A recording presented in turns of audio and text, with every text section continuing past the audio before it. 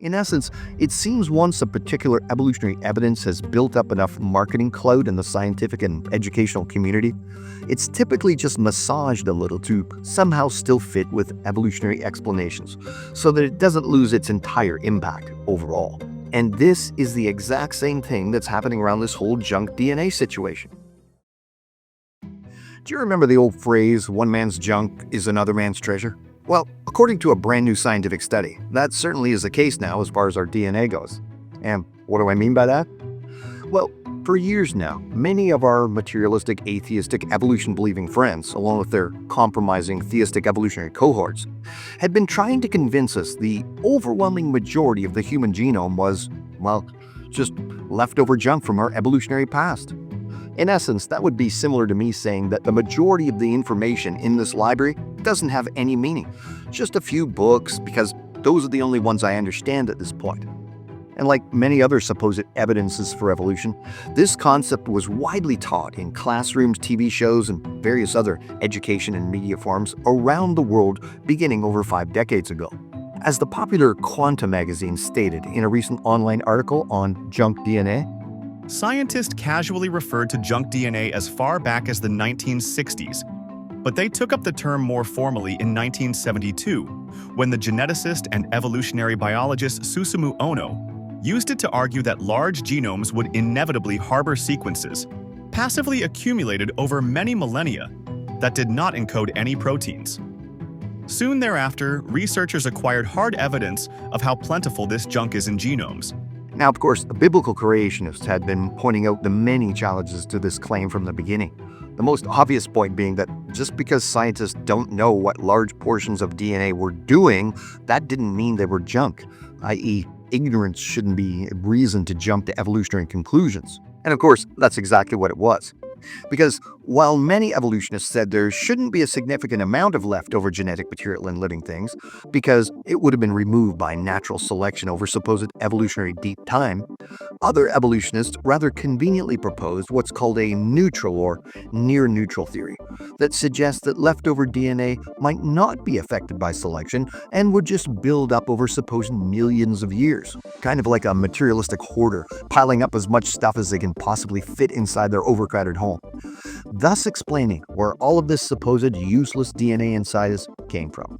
As an aside, this itself demonstrates something interesting about the story of evolution. Because it doesn't seem to matter what the facts are, you can always come up with an evolutionary story to explain them, even if these stories conflict with one another simultaneously. And this highlights that when people refer to evolution as being scientific, it isn't the type of science that's repeatable, testable, and always yields the same results. Regardless, this junk DNA interpretation of what these large areas of supposed non-coding regions of DNA were became a dominant view in secular science for many years.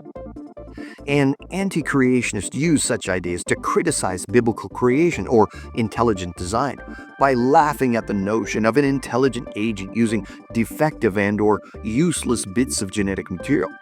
As this article from the prestigious Proceedings of the National Academy of Science journal in 2010 typified.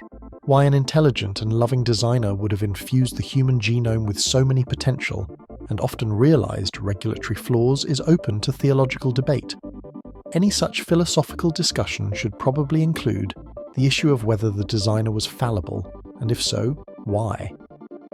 However, when you think about it, this junk DNA claim was always just a modern take on the old vestigial organ argument, where evolutionists used to claim there were over 100 useless organs inside humans that were just ancient organic artifacts that were no longer needed, but just hanging around inside us like a bunch of trash that hadn't been taken out to the evolutionary curb yet. And again, the reason for this argument at the time was the same, i.e., they didn't know what these brilliant biological constructs did at the time, so they concluded they were leftover junk. Of course, today, you'd be laughed out of your biomed class, let alone your medical practice, if you were so obtuse to claim the things that used to be on that list, like your pituitary gland, were useless organs. Even one of the most popular and last vestiges of that particular argument, the once so-called useless appendix, is known to be fully functional these days. And of course, just like clockwork, the whole DNA idea itself will now need to be thrown into the evolutionary trash bin, just like so many other evidences before. As a brand new article from the Institute for the Advanced Study of Human Biology just dropped a materialistic busting bombshell on it in the summary of an article titled, "Scientists Just Discovered a Secret Code Hidden in Your DNA." What scientists once dismissed as junk DNA may actually be some of the most powerful code in our genome, controlling how other genes are turned on or off, especially during early human development. They then go on to describe that how what they once thought wasn't doing anything is actually doing a whole lot, yada yada, and basically describe how even more brilliantly designed the human genome is than we realized before. But here's the thing. This isn't exactly my first rodeo in the creation-evolution debate, so I know this won't be seen by most evolutionists as a big deal whatsoever, because they can just fall back on the old other argument they had that predicted the entire genome would likely have function and just go, whoopsie, no big deal, that's just how science works. You get new information and you update your ideas. Why are these silly creatards making such a big deal about this? Well, for one, because your former mocking in regard to our criticism of the whole idea certainly won't be apologized for. And it will likely never be mentioned that we predicted observational science would eventually find function in most of the genome, based on biblical history saying God created everything being very good in the beginning and then degrading after the fall. So our scientific hypothesis was certainly better than yours, despite your claims to the contrary. But on top of that, I've seen how the propaganda game has been played out in these scenarios time and time again.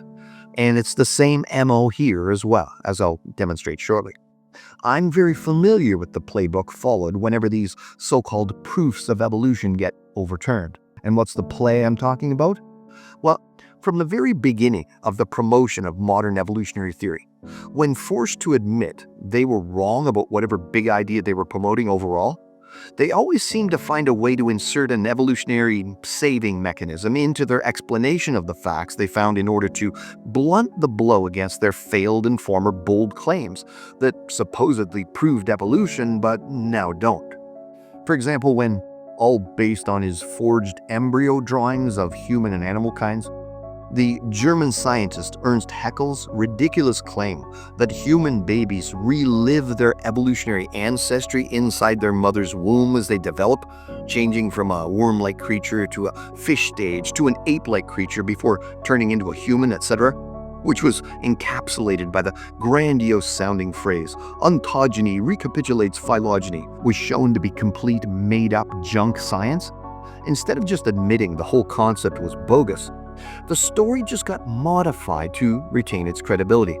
Evolutionists then claimed that yes, that part about recapitulation was incorrect, but the similarity between the embryos of the various creatures compared to humans still provided legitimacy to Haeckel's original claim.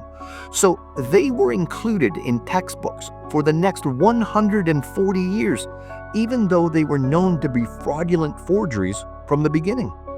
And it was finally in 1997 that the evolution-believing professional embryologist, Dr. Michael Richardson, declared them as such, and demonstrated with actual pictures that the similarity argument itself was completely bogus, saying about Haeckel's drawings, "This is one of the worst cases of scientific fraud.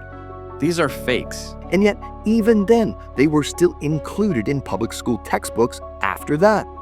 Another example would be the evolutionary icon Archaeopteryx, once claimed to be the first bird or dino bird, and said to be the evolutionary link between dinosaurs and birds. Well, with new fossil finds showing that birds predated Archaea by supposed millions of years, demonstrating it couldn't have been the transitional creature it was claimed to be, because you can't be older than your grandparents. Some evolutionists are now claiming Archaea was in fact a bird-like dinosaur, rather than a dinosaur-like bird.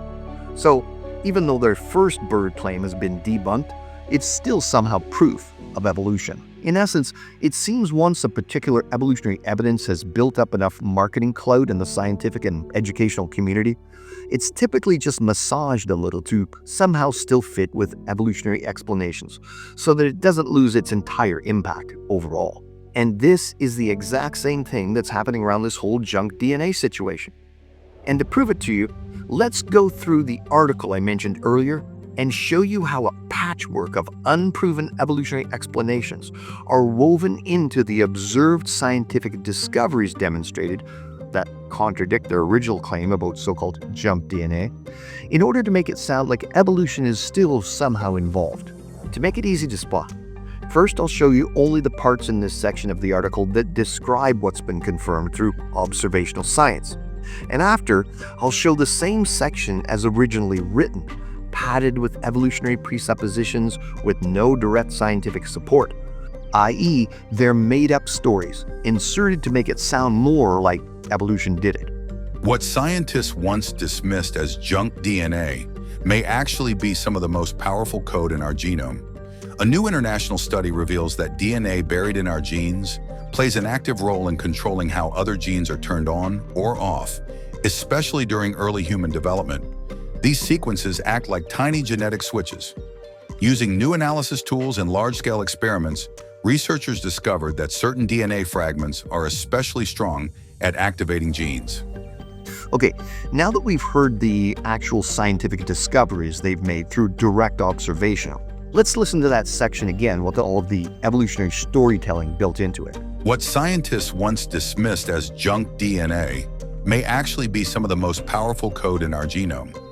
A new international study reveals that ancient viral DNA buried in our genes plays an active role in controlling how other genes are turned on or off, especially during early human development.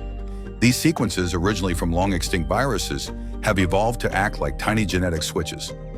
Using new analysis tools and large-scale experiments, researchers discovered that certain viral DNA fragments are especially strong at activating genes, and may even have helped shape what makes humans different from other primates.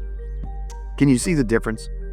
All observational science has shown is that this DNA has function, which means their junk DNA hypothesis is junk. But to maintain some kind of materialistic credibility, they claim it's ancient viral DNA, and then mention it in relation to other primates to emphasize the common evolutionary premise that we share a common heredity with them. And this gives the impression, while conceding this supposed ancient junk DNA does have function, it does so because of evolution acting on it over evolutionary time. Here's another quote from the article, summing up the observational facts within an unobserved evolutionary framework. The study offers a model for understanding how junk DNA can evolve into regulatory elements with important biological roles. By tracing the evolution of these sequences and directly testing their function, the researchers have demonstrated how ancient viral DNA has been co-opted into shaping gene activity in primates. So, what they're implying is that junk DNA is no longer junk, although it apparently started off that way because it eventually evolved functionality. So it's still kind of junk, but not really junk. You see the spin? But how exactly do they know how old this DNA is, or when or how it came into being, or that it evolved, without any observational, repeatable experiment that could prove it definitively? They haven't demonstrated any of the supposed history they claim to have happened. It's just a thin glaze of evolutionary storytelling poured over observed facts to make it fit their naturalistic worldview.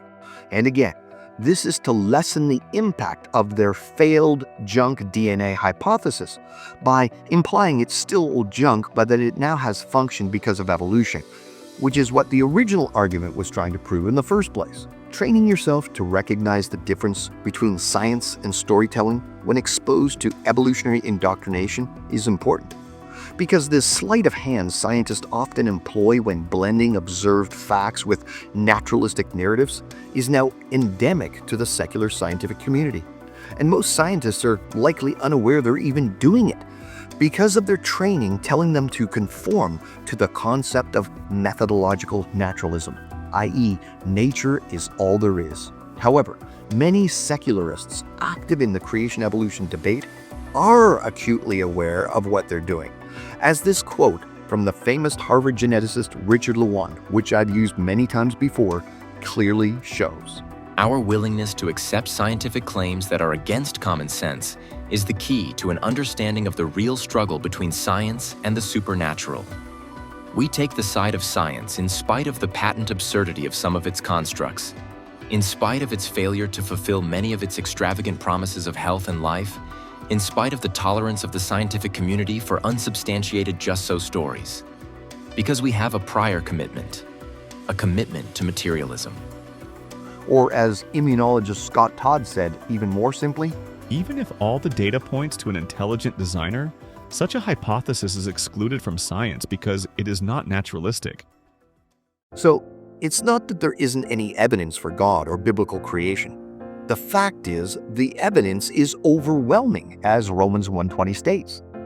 For his invisible attributes, namely his eternal power and divine nature, have been clearly perceived ever since the creation of the world in the things that have been made, so they are without excuse. It's that it's all automatically dismissed or reinterpreted towards a materialistic explanation categorically. Professing themselves to be wise, they became fools and changed the glory of the uncorruptible God into an image made like to corruptible man, and to birds, and four-footed beasts, and creeping things.